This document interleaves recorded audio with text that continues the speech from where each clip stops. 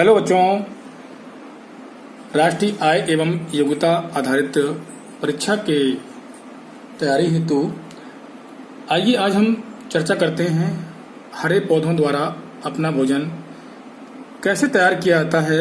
इससे लगभग 2 से 3 प्रश्न विज्ञान सेक्शन में पूछे जाते हैं। पौधे अपना भोजन पत्तियों से बनाते हैं। आप कह सकते हैं कि जो ये पत्तियां हैं पौधों की रसोई घर हैं। जैसे घर की रसोई में भोजन बनाने के लिए आटा, चावल, दाल आदि पदार्थों की आवश्यकता होती है, उसी प्रकार समस्त हरे पौधों में जो उनकी पत्तियां होती हैं उनमें विभिन्न प्रकार के पदार्थ की आवश्यकता पड़ती है जो भोजन बनाने के काम आते हैं। जैसे मैं अगर पत्तियों की बात करता हूं तो पत्तियों में पर्णहरिम यानी कि क्लोरोफिल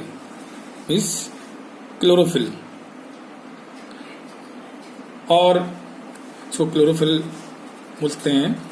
क्लोरोफिल जल, तीसरा आपका कार्बन डाइऑक्साइड गैस तथा सूर्य का प्रकाश।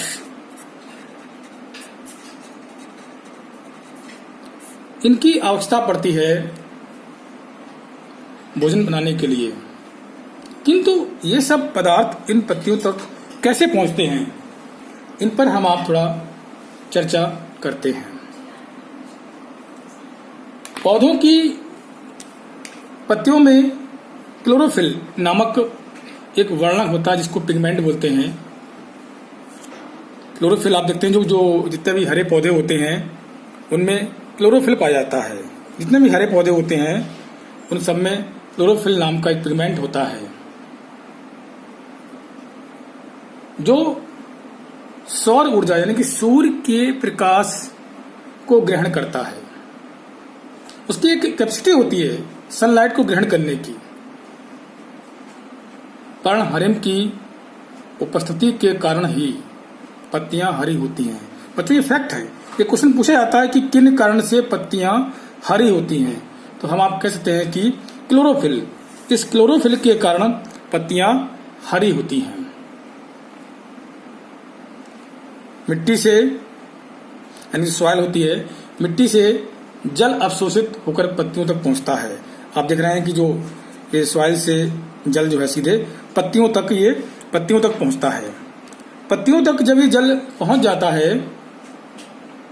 और इस प्रकार जब पूरा जल पत्तियों में पहुंच जाता है, जल अवशोषित होता है, जल एब्जॉर्ब होता है। पता है कि रूट के माध्यम से वह जल वाटर पूरे पौधों तक पहुंचता है।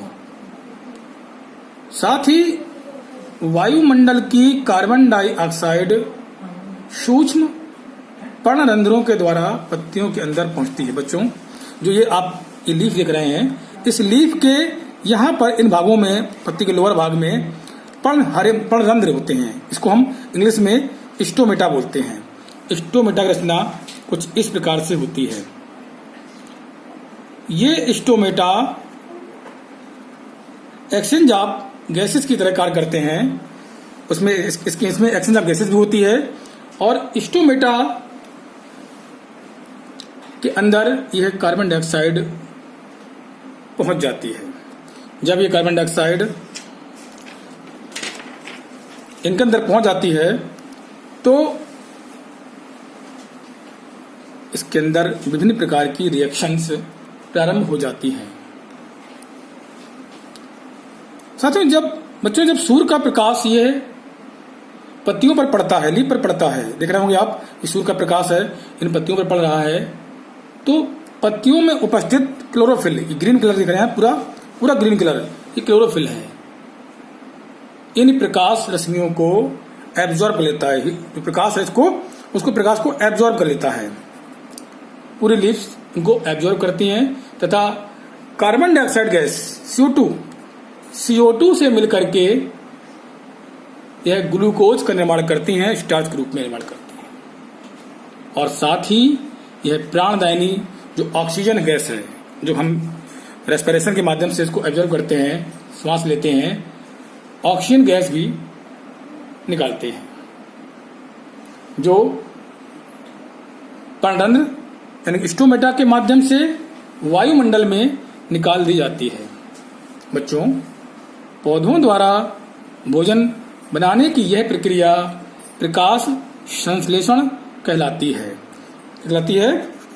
प्रकाश संश्लेषण। इंग्लिश में इसको बोलते हैं फोटोसिंथेसिस। आइए जरा इसके समीकरण पर हम लोग प्रकाश डालते हैं। यानी कि कार्बन डाइऑक्साइड 6CO2, यानी कि हम कार्बन डाइऑक्साइड के यहां पर 6 मॉलिक्यूल लेंगे प्लस 6H2O, यानी कि जल के 6 मॉलिक्यूल लिए यहां पर सूर्य का प्रकाश आएगा, यानी कि सनलाइट। नीचे आपका क्लोरोफिल। जब कार्बन डाइऑक्साइड गैस और जल में प्रकाश तथा क्लोरोफिल की उपस्थिति में क्रिया होती है तो जो प्रोडक्ट बनता है, उत्पाद बनता है, वह हमारा ग्लूकोज बनता है। उसका फार्मूला होता है C6H12O6 तथा इसी के साथ ही इसमें प्राणदायिनी जो वायु निकलती है वह है ऑक्सीजन। निकलती है जो कि हमारे लिए, इस वायुमंडल के लिए एक अमृत के समान है। पत्तियों में बने हुए ये ग्लूकोज नामक पदार्थ है, ये भोजन की वृद्धि करता है और ये ग्लूकोज पौधों के प्रत्येक भाग में, चाहे जड़ हो, तना हो, फल हो, फूल हो, सभी में संचित हो जाता है। कभी कभी यह अन्य पदार्थों के रूप में, जैसे आलू, जैसे पौधे के तने में, मूली की जड़ों में, गोभी के फूल, पालक की पत्तियां, टमाटर, भिंडी, मिर्च के रूप में, यानी फलों के रूप में भी ये हमारे सामने आता है। हम इनका उपयोग करते हैं।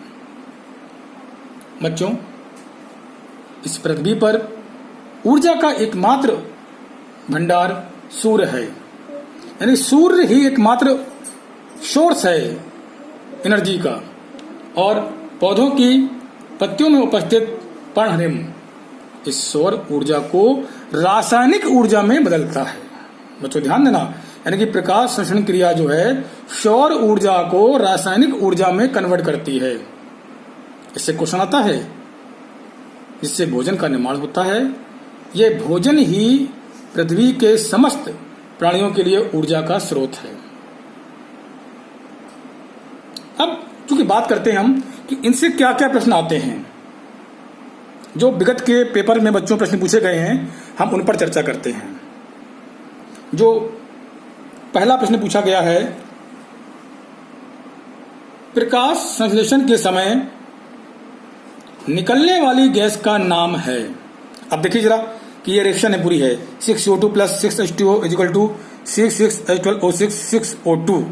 तो निकलने वाली गैस पूछ रहा है। मान लीजिए ऑप्शन दे दिया उसने CO2, CO, N2 या O2। तो जाहिर सी बात बच्चों देख रहे हैं आप, ऑक्सीजन, यानी कि जो गैस निकलती है वो क्या है, ऑक्सीजन गैस है। प्रकाश संश्लेषण के समय ऑक्सीजन गैस बाहर निकलती है। ठीक है।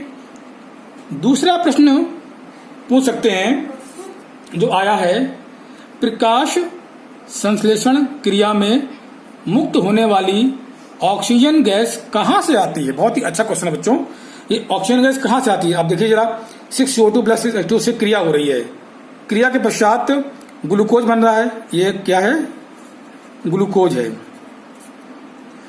ग्लूकोज बन रहा है और ऑक्सीजन गैस बन रही है। ये आपको स्पष्ट होना चाहिए कि जो ये ऑक्सीजन आ रही है ये जल से बन के आ रही है, जल से निकल रही है। अतः ये हम कह सकते हैं कि प्रकाश संश्लेषण क्रिया में मुक्त होने वाली O2 गैस जल से निकलती है, वाटर से निकलती है। ठीक है, अब इसमें एक क्वेश्चन और बन सकता है। क्या? तीसरा क्वेश्चन बनेगा, जल लिख दिए पहले, जल हो गया। थर्ड क्वेश्चन बनेगा, प्रकाश संश्लेषण के लिए कौन सी गैस आवश्यक है? देखिए, अब ये गौर करिए कि जो प्रकाश संश्लेषण क्रिया हो रही है इसके लिए कौन सी गैस आवश्यक है। आप देख रहे हैं कि क्रिया के लिए आवश्यक गैस है आपकी CO2 यानी कि कार्बन डाइऑक्साइड, कार्बन डाइऑक्साइड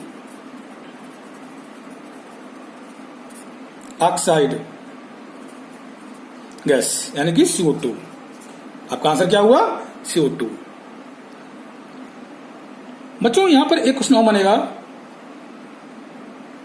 पौधों में क्लोरोफिल बनाने के लिए कौन सा तत्व सहायक है? यानी जो ये क्लोरोफिल है, ये पत्तियों में क्लोरोफिल होता है, इसमें एक तत्व पाया जाता है। वह तत्व कौन सा है? अभी मैंने बताया था, वह तत्व आपका है, शायद आपको कुछ याद आ रहा हो, वह तत्व है आपका है मैग्नीशियम। वह तत्व कौन सा है? मैग्नीशियम।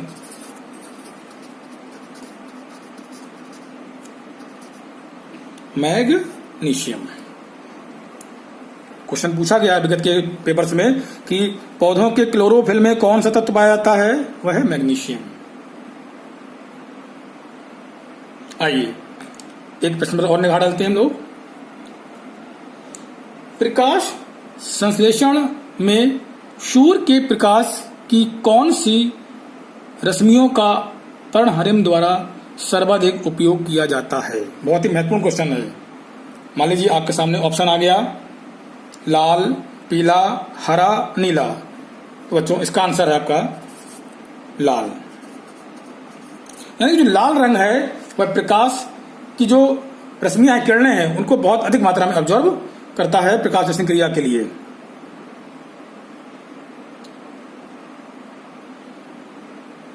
एक इसमें प्रश्न बच्चों और बन सकता है इस रिएक्शन में ही कि प्रकाश संश्लेषण का अंतिम उत्पाद क्या है, जो अंतिम प्रोडक्ट है वह क्या है? आप देखिए, 6CO2 plus 6H2O is equal to C6H12O6 plus 6O2। तो अंतिम उत्पाद क्या है? ये अंतिम उत्पाद आपका क्या है? ग्लूकोज। ग्लूकोज आपका अंतिम उत्पाद है। ठीक है, इस प्रकार से आप इस प्रकाश संश्लेषण क्रिया के माध्यम से इन 6 प्रकार के प्रश्नों को हम हल कर सकते हैं। बच्चों, इसका अभ्यास करेंगे और